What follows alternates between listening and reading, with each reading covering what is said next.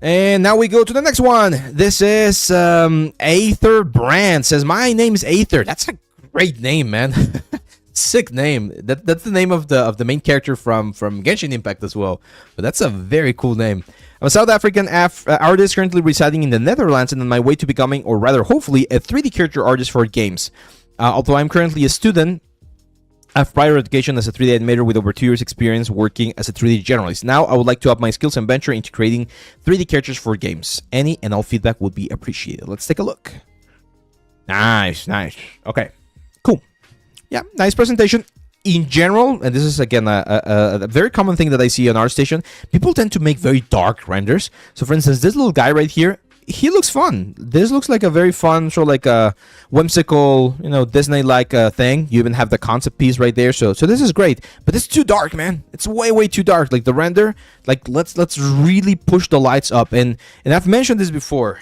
Let me open Marmoset and show you this. So there's a very interesting thing with shadows. Shadows are one of those like important things to make things look more realistic. So here, let's get that. There we go. A very telltale sign to show that something is very fake and very CG is the harshness of the shadows. So when you're doing a render, any type of render, and this applies to absolutely every single render engine, you need to make sure that your shadows are not like extremely razor sharp, like strong, right? Like this looks horrible. Even though I'm using ray tracing here inside of Marmoset, those right there, they look very fake. So the easiest way to do, just increase the diameter. Like literally scale your light. In a lot of software, you literally just scale your light. In this case, I just need to increase my diameter right there. The light source is going to become bigger. And what's going to happen with the shadow is the shadow is going to become softer. You still have a strong shadow, as you can see right here. You're still going to have that nice little indication of the shadow, right? Like we're not going to add more light in this area, but it becomes softer. And of course, as you add like a couple more lights, you can sort of like play around with the general view of the whole thing. But it's very important that you always add a little bit of a soft shadow to any type of directional light so that we avoid that very obvious CG look, okay? Now if we go back to this one, that's exactly what I'm seeing right here. I know we have this moonlight and I understand that you wanted to do this. He's maybe like close to a fireplace or something like that. That's great. Like you can definitely like do all of those compositional choices, but be very careful with that softness and increase the intensity a little bit so we can actually see the character, right? Let's see, snowy cabin. Nice. Be very careful with environments. This is where it gets a little bit tricky. When you're doing a full scene right here, if you already paid this much attention to the actual element, make sure that we also pay attention to this elements right here. Now, here again, we're going to have, this is going to be, like we're going to have several shorts about this one right here.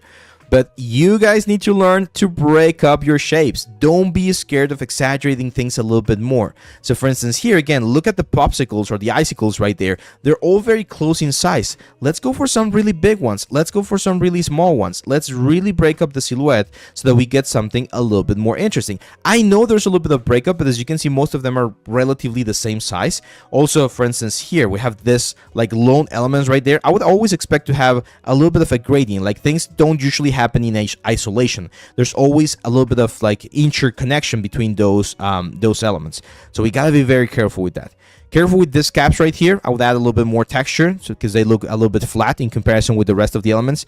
Careful with these barrels right here. Barrels are not made this way. Barrels don't usually have this super thin stripes. They tend to be a little bit like bigger.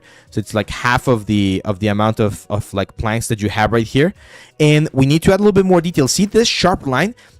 Sharp lines kills renders, my friends, or rather sharp lines kill renders. So whenever you have an object like this and you have like a perfectly sharp line, that's like the telltale sign again for anyone watching this to tell them, hey, this is CG, this is not real, this was done with a computer. So push things up a little bit, like push things down a little bit. Like you can always play a little bit with the silhouette of your objects. Yes, this does increase poly count. Yes, this does increase like we got a little bit of a performance hit, but it's gonna make the whole thing look a lot more realistic. See that? Just that little change right there. Just that little change. and see how much more interesting the barrel looks, right? Because we're playing again with the perfection that we tend to get in CG stuff. Same for this ones right here. What can we do? Well, we can probably like sculpt a couple of damage here, like change the planes of the elements so that not all of the planes are at the exact same like distance. Maybe this like plank right here it's cracked a little bit. Like that kind of stuff is what really sells a scene and what really sells a world, to tell us that there's a lot more detail than what we're actually seeing. Does that make sense?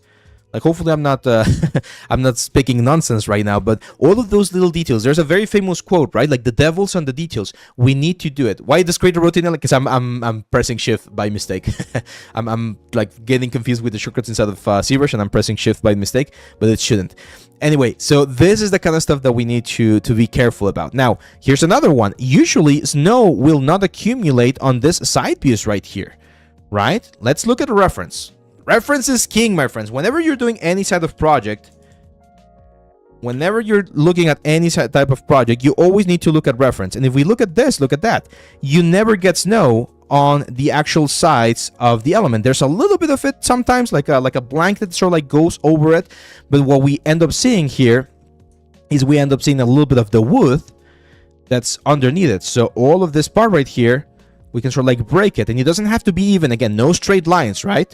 So if we see the wood, that's going to look a little bit more realistic. Same on this side right here. Like, even this one, like, this is like an immediate sort of like tell to me that this is no, you probably just like extruded or like projected or extracted from the main mesh. There's absolutely no way we would get snow here. Like, that should be wood. Like, absolutely all of that should be wood, and maybe a little bit of wood right here, so that we get like a more realistic effect. Okay, those things, my friends, those little details, people will notice them. They will see them, and even if they don't, if they can't point it to you on the picture, subconsciously our minds sees those elements, and they're like, oh, that, like, something's off. Like, I don't know what it is, but something is off with this like composition. Okay. Again, I really like it. I will try doing as another one right here. Sorry, Aether, that I'm going a little bit too deep on this project right here, but there's a lot of like learning opportunities. Displacement map, right? Like, I know you're doing this instead of Unreal. You can use Nanite, and I believe they introduced like, or reintroduce like traditional displacement here. Displace this, like, really displace the rocks. Like let me see, because again, look at that. This kills it. This kills the whole render. So let me see the actual sort of like silhouette of the rock element right there, so that we can really get a nice result. Ah, my God, I'm gonna block. Should I just jump into Photoshop to avoid that? Anyway, let's see. Fancy Peanut Butter says, "Hey, Ave, I missed the start. Will the BOD be available?"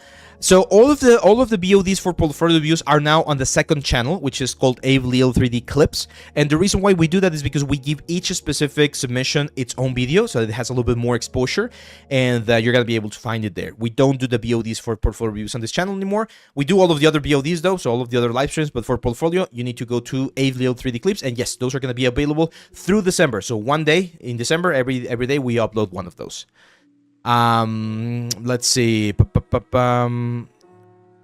That makes perfect sense. I unfortunately run out of time with this project. No, that's fine. That's fine. And it's totally understandable. That's the thing, Aether. Like, that's how we learn, right?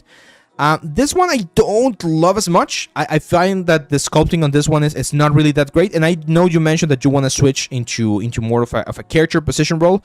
This is definitely looking a little bit better, but there's things that we need to be careful about. You got some cool stuff here. Like, this high poly is actually not that bad, but I feel you oversimplify this character. Like, this character is only 33,000 triangles. You could probably go all the way to like 50k triangles, maybe 75k triangles, because it's a very intense silhouette, so that we could capture things a little bit better. For instance, the belt, it seems like it's a very sort of like simple belt, and we gotta be careful with those elements.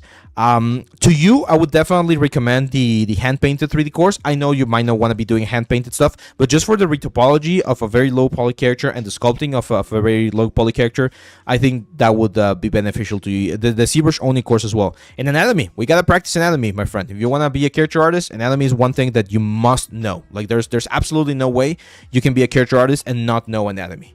So yeah, that's pretty much it, man. Hopefully this was helpful for you.